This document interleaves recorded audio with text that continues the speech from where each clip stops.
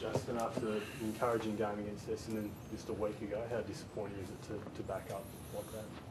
Yeah, it is. There's probably too many games where we've just been out, manhandled and outrun now. Probably had a little bit of similarity to the Port Adelaide game, where those games where they hit us in the inside and then break away, we just sort of get on the back foot a little bit. Is that a fitness issue? Oh, what do you put it down wouldn't have thought so. I thought it's fitness. Sometimes it's leadership. Sometimes it's desire. Because there's been games we've stayed within the game, like last week. So.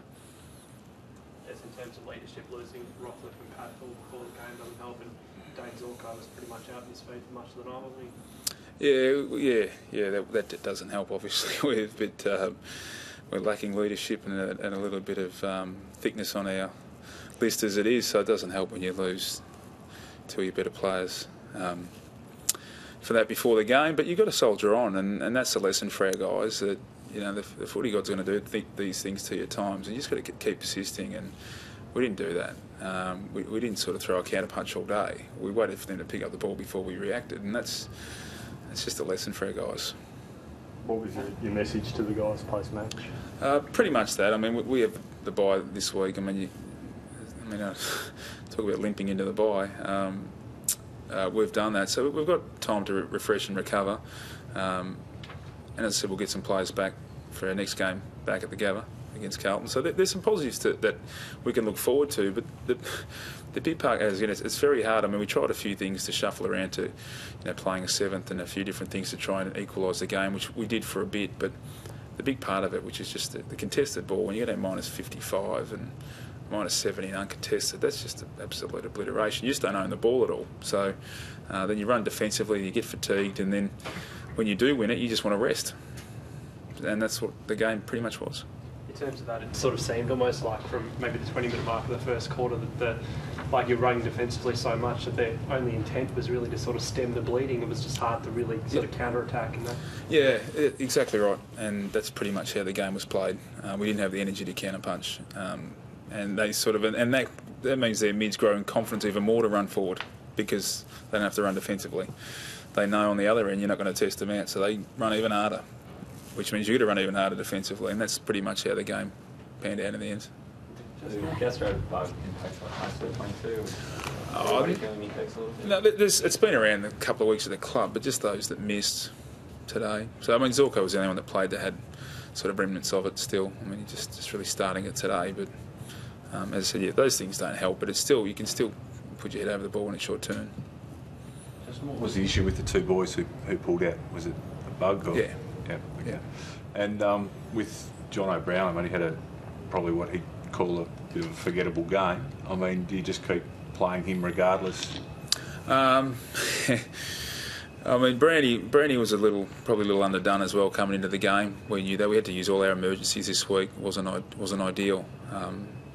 So and as I said, for a big part of the game we played a spare behind the ball, which means Close and Brown had an extra defender to deal with. So when you do that, you're just going to make life tough for them. The best case scenario for them is just to bring the ball to ground and allow Green and Louis Taylor to get in the game, because it's really difficult to outmark a spare, particularly when it's the likes of Hansen, who's a really good chop out mark. So you're really only hoping just to bring it down. And I said that stemmed the bleeding for a while, but then we thought, well, we just had to go against it. It wasn't really helping us at all. For one of the great players of the game, I mean, he looked like he was very frustrated. Yeah. I mean, what do you sort of say to him? We're all frustrated. Yeah. I don't think there was a person with the Brisbane Lions shirt on that wasn't frustrated. You mentioned desire a little bit earlier on. With such a young list and inexperience, do you expect those sort of ups and downs? Or yeah, well, desire, confidence, proactiveness, it's all sort of bundled up together, isn't it? Which one is it? All it knows, it looks like, is there in front with the ball in their hands and we're chasing.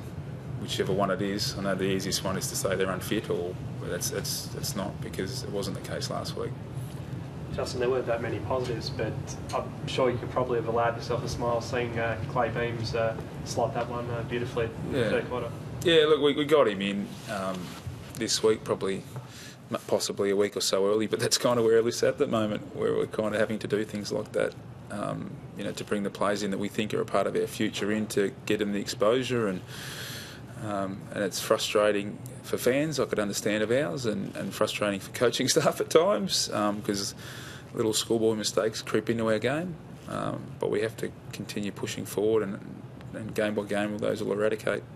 So it wasn't a sort of too much of a risk bringing Clay in, like given his history? Oh, no. Well, Clay done the full pre-season. That's what we're confident about. I mean, he got that injury right before round one. He'd done a full pre-season, a 4-month, lead in. So it wasn't if he was completely underdone. He just sort of had the 4 weeks off his legs. So that's what gave us a bit more confidence that he'd get through the game, which is the main thing that's really the worry. I mean, we'd always knew his touch is always going to get better with every week.